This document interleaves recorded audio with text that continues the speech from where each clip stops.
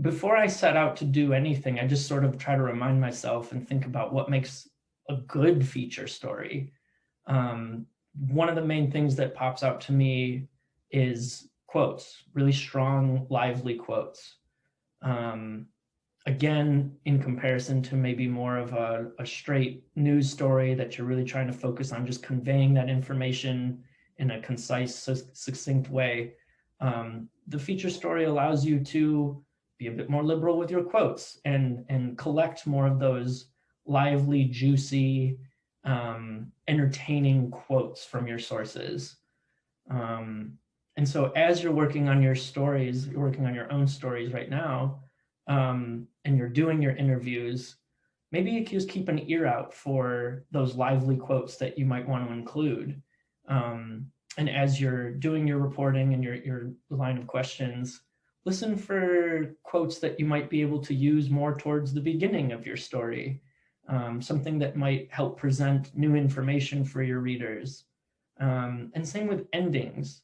Endings can be tough no matter what you're working on, and writing an ending can be really tough, but sometimes you're given just that gem of a quote that sort of sums up what you're talking about.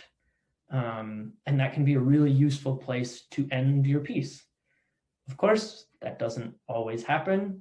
And a lot of the time, you as a writer can be even better at coming up with your own language to end a piece. So if that quote doesn't show up and it just kind of doesn't quite reach that encapsulation that you're looking for to end a longer piece, maybe paraphrase it, maybe think of a different way that it could be said, or combine a paraphrased version of someone else's words with your own creative language that maybe circles back to something that was brought up in the beginning, or maybe as a callback to something that was mentioned in the beginning of the story. When I'm writing a feature story, I'm trying to make it unique. I'm trying to make it my own. Again, in comparison to a news story, feature story, you get to infuse it with your own voice and creativity. So a lot of people write about similar feature stories. There's, a lot of people are going to write profiles on famous people, musicians or athletes or civic figures. So why should they take the time to read your story? Or why should so-and-so hire you to be the one to write the story? So I really try to think about what can make this story unique. In the grand scheme of things, people have very, very busy lives. They're going to be scrolling through Twitter or Facebook or whatever it may be. What's going to make them, A, not only click on the story, but B, make them want to read through it and sit with it from beginning to end.